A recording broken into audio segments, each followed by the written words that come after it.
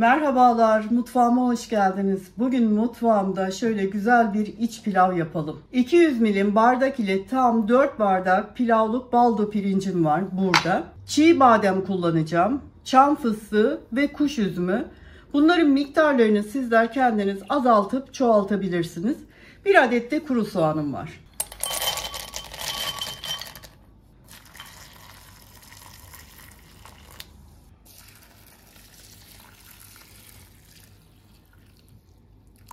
Pirincimi ve bademlerimi kaynar suya ısladım. Şöyle bir 20 dakika kadar kalsınlar. Sular ılıyıncaya kadar kalmaları en sağlıklısı.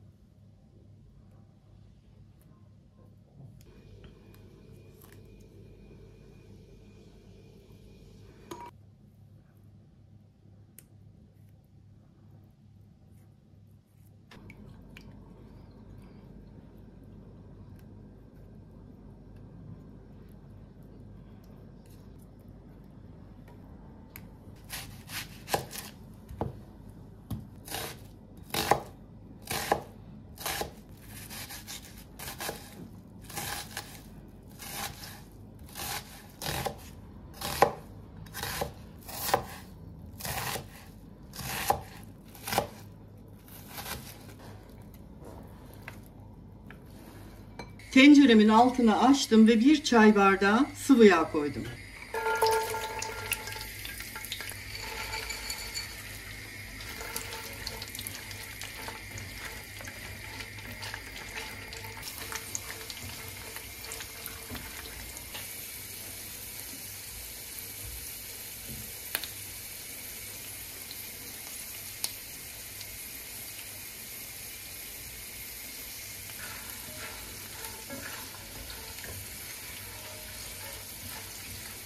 Bademlerim ve çam fıstıkların rengi hafif sararınca soğanlarımı ilave ediyorum.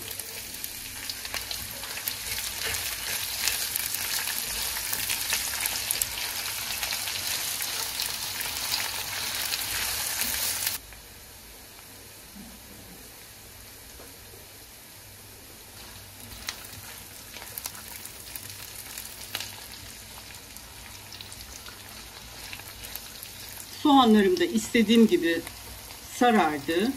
Şimdi artık pirincini ilave edebilirim. Pirincimizi sıcak sudan çıkardım. Çeşmenin altında bayağı bir yıkadım. Sularını da süzdürdüm. Şimdi ilave ediyorum.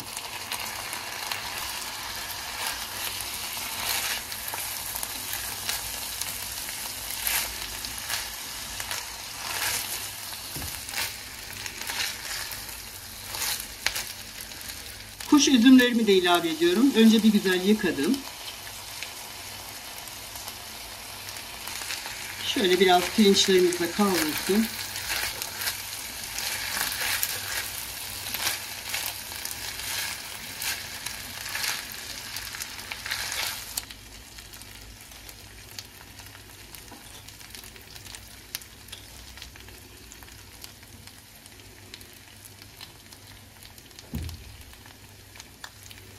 Tuz ve tarçın da ilave ettim.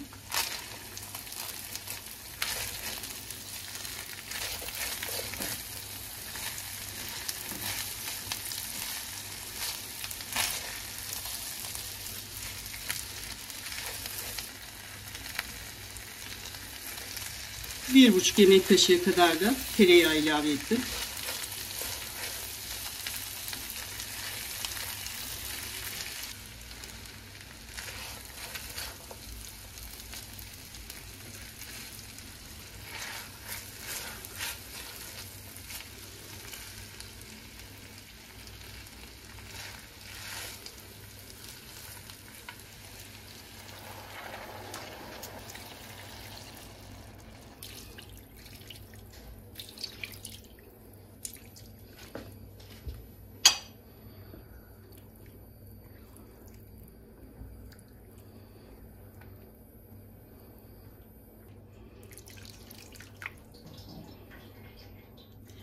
Yine 200 milim bardak ile 5,5 bardak su koydum.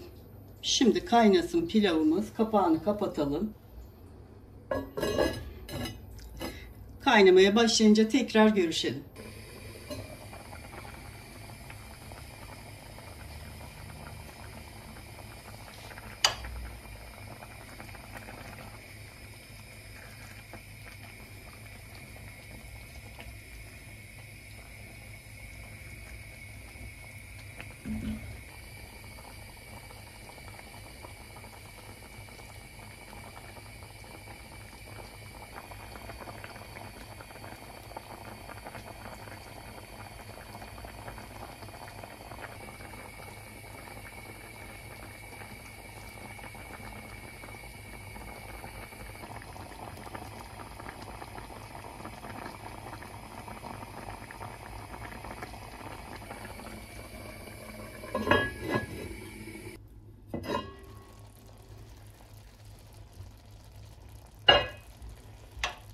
Evet, pilavımız pişti. Suyunu çok güzel çekti. Şimdi karıştırmak da istemiyorum.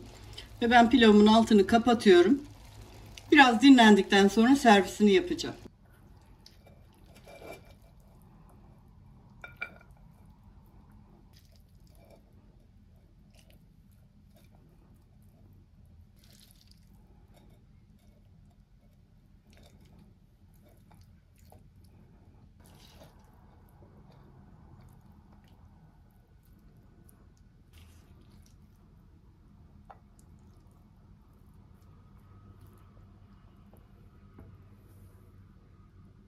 Evet, iç pilavımız pişti. Dinlendirdim ve servisini yaptım.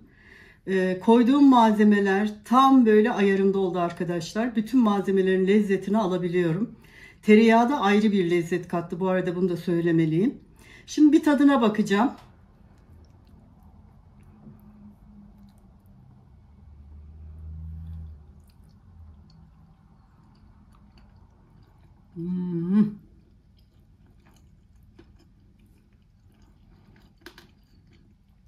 İnanılmaz lezzetli. Gerçekten kendimi yaptım diye demiyorum. Çok güzel bir iç pilav oldu. Evet, bugünkü tarifimin de sonuna gelmiş oldum. Bir dahaki tarifte buluşmak üzere diyorum. Hoşça kalın.